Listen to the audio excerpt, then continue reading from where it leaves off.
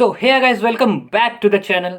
तो आज की इस वीडियो में हम बात करने वाले हैं कि मैंने कौन सी ऐसी ऐसी गलतियां की जिसके कारण मुझे लगता है कि मेरा नीट में सिलेक्शन नहीं हो पाया, मुझे इंडिया के अंदर जो है एक गवर्नमेंट मेडिकल कॉलेज नहीं मिल पाया। ठीक है। तो ये बात है 2021 की, जब मैंने दूसरी बार नीट दिया। सबसे पहली बार मैंने 2020 में दिया।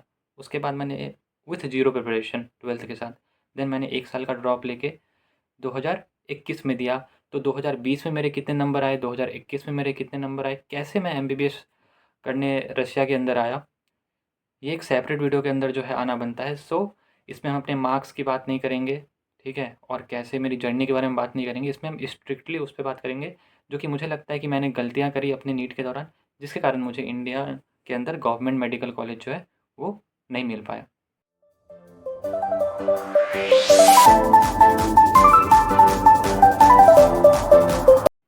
मुझे जो लगता है मैंने सबसे पहली गलती की, वो मैं कंसिस्टेंट नहीं था पूरे साल। ठीक है। It's the game of consistency guys, आपको समझना है कि इट्स बेटर कि आप डेली 3-4 घंटे पढ़ो, अपने टॉपिक्स डिसाइड करके पढ़ो, साल भर पढ़ो, एज़ कम्पेयर टू कि आप एक दिन 7 घंटे 8 घंटे पढ़ ले रहे हो और देन पूरे हफ्ते फिर किताब ही नहीं छू रहे हो। ठीक है। इनिशियली जब मैंने नीट की प्रिपरेशन स्टार्ट की थी तो मैं काफ़ी ज़्यादा मोटिवेटेड था, तो मैं 7-7 घंटे 8-8 घंटे पढ़ता था इनिशियल वीक्स में। फिर मेरा मोटिवेशन लो होता गया जैसे जैसे टाइम बीतने लगा, तो मैं फिर बहुत ही कम पढ़ने लगा। ये आपको नहीं करना है। अगर आपको काफ़ी ज़्यादा कंपटीशन है यार, नीट बहुत ही बड़ी बात होती है। नीट एग्ज़ाम के अंदर जो है as a general student 550-600 number लाना, सिलेक्शन पाना, और ये तो मैं आपको 2021 की बात बता रहा हूँ। अब तो 650 में भी श्योर शॉट नहीं कह सकते कि आपको जो है गवर्नमेंट मेडिकल कॉलेज मिल ही जाएगा। इतना स्कैम हो रहा है एक ही सेंटर से, 10-10 बच्चे, 15-15 बच्चे, 720 में से 720 ला रहे हैं। बहुत बड़े लेवल पे स्कैम चल रहा है और आगे भी क्या हो ये कुछ अनसर्टेनिटी है। ठीक है। तो मेरे टाइम पे 550-600 नंबर पे मिल जाते थे, अगर आप जनरल कैटेगरी से बिलोंग करते हो तो। ठीक है। तो मैं साल भर जो है कंसिस्टेंट नहीं रह पाया। इनिशियली तो था कि भाई एम्स दिल्ली जाना है, एकदम फुल्ली मोटिवेटेड है, सब धुआं उठा देना है, एकदम बारूद जला देना है, आग लगा देना है पूरा। ठीक है। बहुत ही फायर था अंदर में, लेकिन वो धीरे धीरे जो है ना वो कम हो गया वो फायर। जितना स्टार्टिंग में था उतना एंड तक आते आते बचा नहीं। ठीक है। तोड़ दिया इसने मुझे पूरी तरीके से। पहली चीज़। दूसरी गलती जो मुझे लगता है मैंने की डिसीजन मेकिंग में, मैं ये डिसाइड ही नहीं कर पाया कि मुझे फिजिक्स और केमिस्ट्री जो है वो पढ़नी किससे। ठीक है।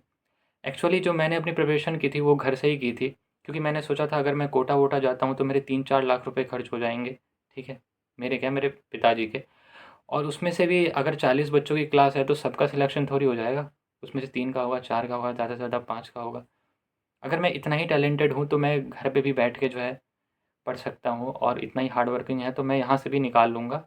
ठीक है।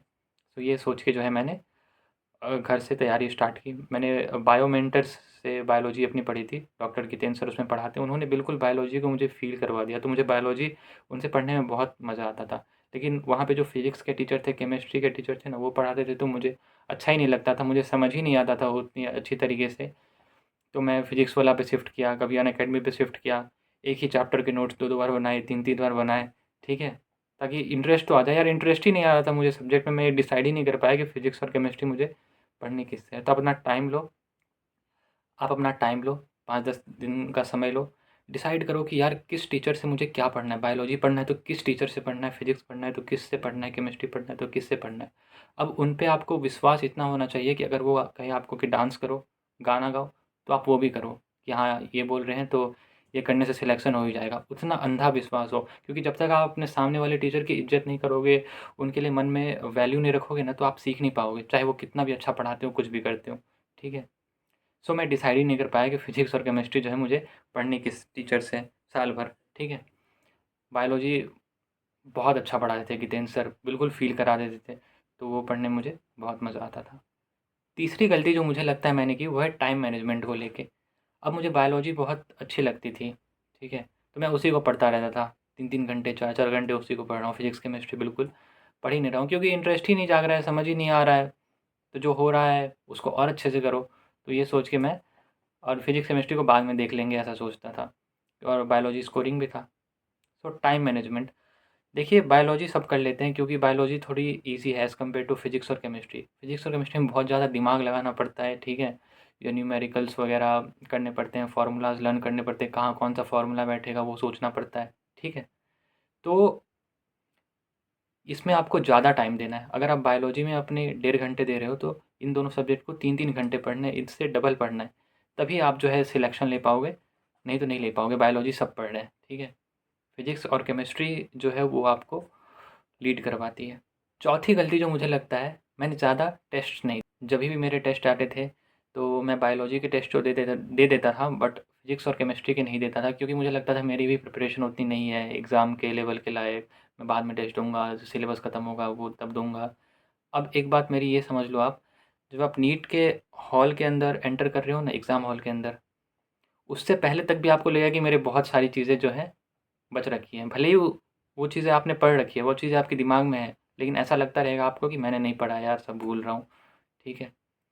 तो टेस्ट आपको मिस नहीं करना है आप जहाँ भी पढ़ रहे हो। अब टेस्ट क्यों इम्पोर्टेंट है? आपने कुछ नहीं पढ़ रखा, चलो अगर 10 चैप्टर आ रहा है टेस्ट में, आपने सिर्फ़ 1 चैप्टर पढ़ रखा है, ठीक है? तो भी टेस्ट दो, ठीक है? वो टेस्ट क्यों देना है आपको? अपने सेल्फ एनालिसिस के लिए। आपने टेस्ट दे दिया उसे, टेस्ट देके जो 1 चैप्टर आपने पढ़ा था, अगर उससे आपके क्वेश्चन गलत हुए तो फिर उसको एक सेपरेट कॉपी में लिखो कि यार ये चैप्टर तो मैंने पढ़ रखा है, फिर इससे गलत क्यों? 9 चैप्टर छोड़ दो, उसे देखना ही नहीं है। फिर जब नेक्स्ट बारी 2 चैप्टर पढ़ लो, 10 चैप्टर के टेस्ट आ रहे हैं, ठीक है?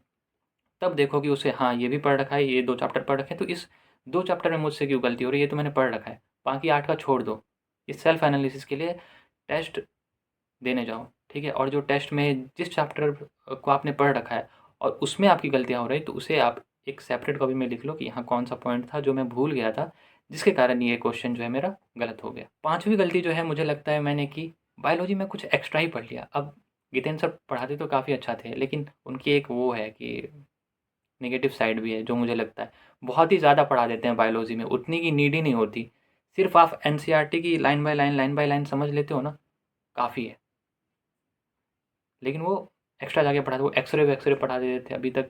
अभी मैं एमबीबीएस कर रहा हूँ तो उसमें उतना अभी एक्स-रे को उतना ज़्यादा नहीं दिखा रहे जितना उन्होंने नीट के समय ही दिखा दिया था। एक्स-रे रियल पेशेंट का एक्स-रे ऐसा होता है, वैसा होता है, ये होता है, वो होता है, उतने की नीड ही नहीं है, ठीक है? तो बायोलॉजी अगर टीचर एनसीईआरटी से बाहर जा रहा है, समझने के लिए ज़रूरी है तो आप पढ़ो बाहर से कि हाँ, ये समझ नहीं आ रहा है ये लाइन तो मैं ये बाहर से पढ़ रहा हूँ। लेकिन एकदम ही बाहर जाके एनसीईआरटी का पढ़ना, ये आप अपना टाइम वेस्ट कर रहे हो क्योंकि एनसीईआरटी से बाहर एक क्वेश्चन नहीं आता नीट में। बायोलॉजी कुछ एक्स्ट्रा ही नहीं पढ़ लेना है या फिजिक्स और केमिस्ट्री कुछ एक्स्ट्रा ही नहीं पढ़ लेना है, जितनी एनसीईआरटी में चीज़ें दे रखी है बस उतनी पढ़नी है, क्योंकि आपके पास अनंत काल तक का तो समय नहीं है। आपके पास समय बस वही 1 साल का है, अभी तो 3-4 महीने ही बच रहे हैं, वही 3-4 महीने का ही समय है। तो इसमें स्टिक टू द एनसीईआरटी। छठवीं गलती जो मुझे लगता है मैंने की, वो मैंने अच्छे नोट्स नहीं बनाए। अब बायोलॉजी के लिए तो इम्पोर्टेंट नहीं है, उसका आप नोट्स नहीं बनाते हो, एनसीईआरटी के साइड में ही लिख लो जो आपको समझ में नहीं आ रहा है, ठीक है? उसके साइड में स्पेस दिया रहता है। मेरी एनसीईआरटी पूरी भर चुकी थी, इतना मैंने लिख लिया था कि ये भी नहीं समझ में आ रहा है, ये भी नहीं समझ में आ रहा है। लेकिन फिजिक्स और केमिस्ट्री के लिए आपको नोट्स बनाने हैं और उसी से पढ़ना है, ठीक है? तो जो भी चैप्टर पढ़ो वो खुद से समझ के, अगर आपको हिंदी में समझ आता है तो उसे हिंदी में लिखो, उड़िया में समझ आता है उसमें लिखो, बंगाली में आता है उसमें लिखो। जिस भी लैंग्वेज में आपको समझ आता है वो आपके नोट्स है। यहाँ आप बोर्ड्स में नहीं लिखने जा रहे हो, यहाँ एमसीक्यू आएगा, ठीक है? तो आपको जो लैंग्वेज में समझ में आता है उस लैंग्वेज में लिखो उस नोट्स में उस चीज़ को, और उसे दिमाग में रखना है। सो मैंने नोट्स नहीं बनाए फिजिक्स और केमिस्ट्री के। तो यही चीज़ है कि बायोलॉजी के लिए तो नोट्स इतना इंपॉर्टेंट नहीं है, लेकिन फिजिक्स और केमिस्ट्री के लिए बहुत ज़्यादा इंपॉर्टेंट हो जाता है।